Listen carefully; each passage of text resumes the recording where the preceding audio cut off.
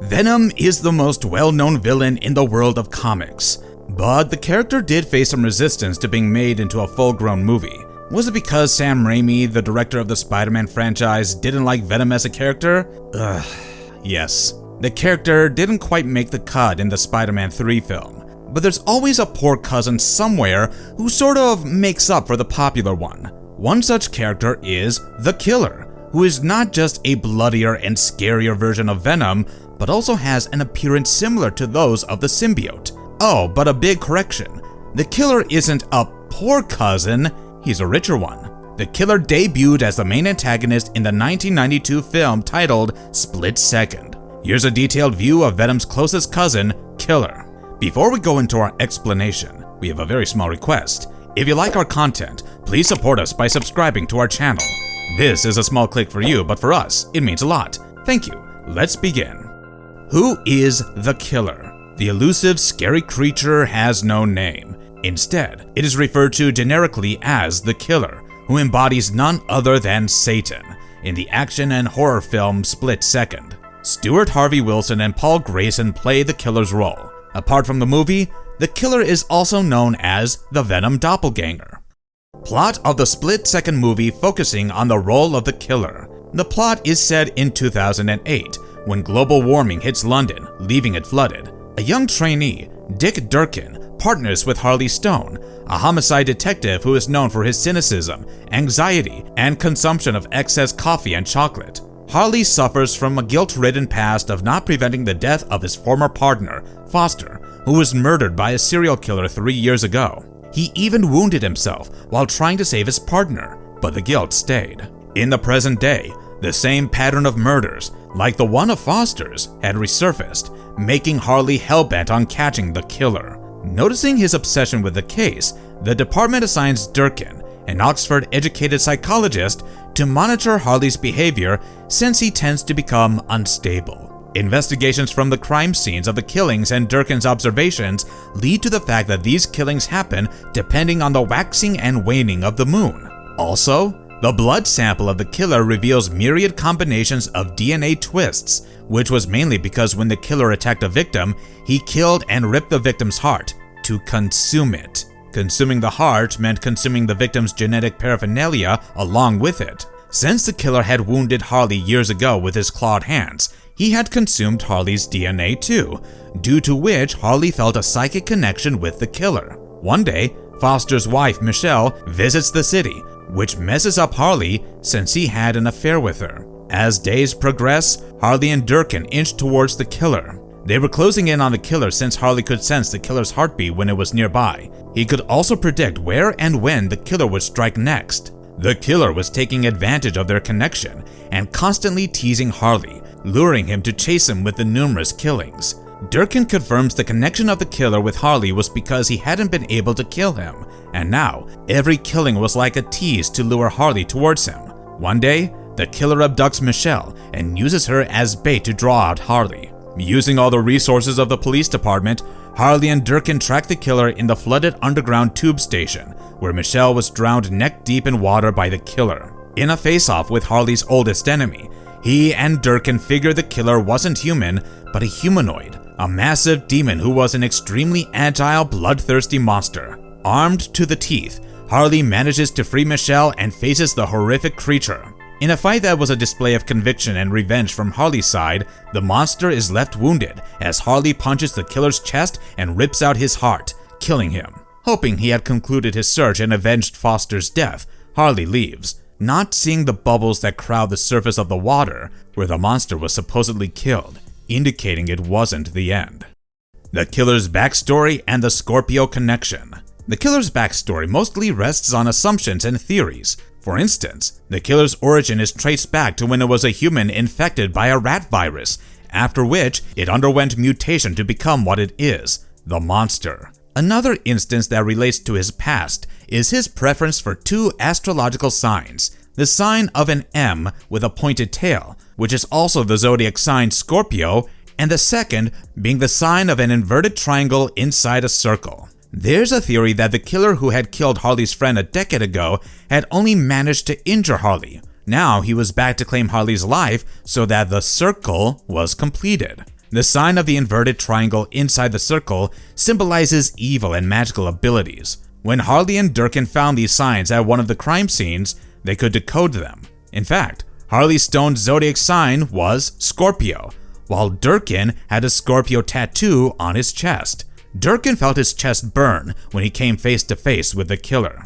Why did the killer have an affinity towards anything related to scorpions, be it a zodiac sign or a tattoo? Scorpio is a water sign, which justifies the killer's killings when it was high tide, i.e. on a full moon night.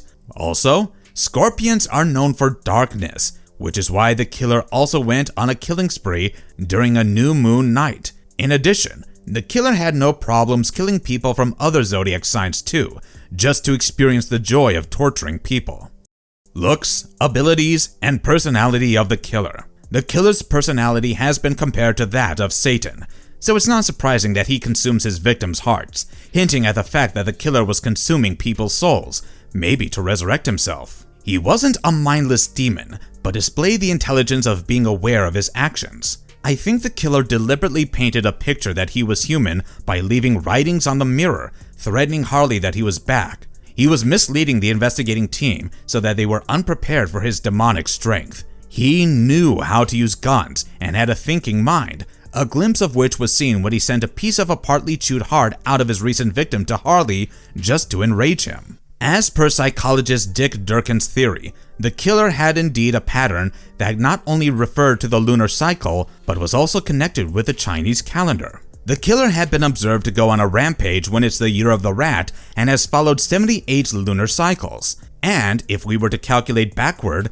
the 78 cycles and the years when it was a rat year, it takes us back to as old as 234 years, depicting he was indeed an immortal being such as Satan. Coincidentally, London was infested with a mighty population of rats when its streets were flooded. Since the killer was Satan, it supported Dick's assumption that the killer was on Earth since the flooded streets had created the chaos needed to cause mayhem, forcing someone like the killer to become its ruler.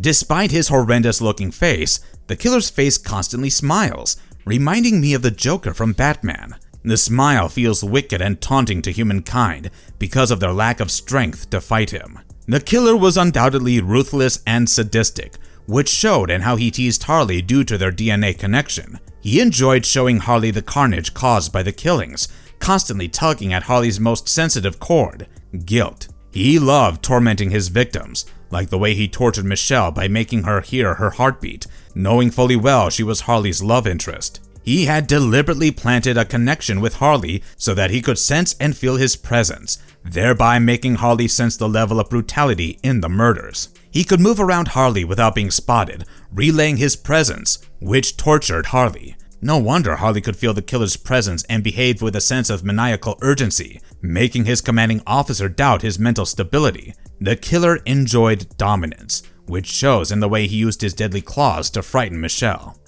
Appearance. When Durkin and Harley find a painting of an astrological symbol on the ceiling at one of the crime scenes, they discuss if he had climbed up a ladder to paint it. But Harley is certain he is as tall as 10 feet. A visor covers his face, which, if one peeks in, could see red, scary, glowing eyes.